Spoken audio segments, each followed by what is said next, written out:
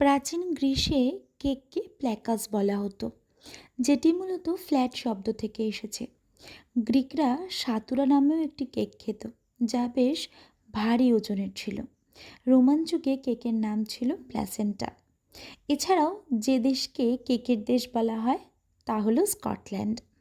ভারতে প্রথম বেকারি কলকাতায় স্থাপিত হলেও তা মূলত ব্রিটিশ ক্লায়েন্টদের জন্যই জিনিস সরবরাহ করত।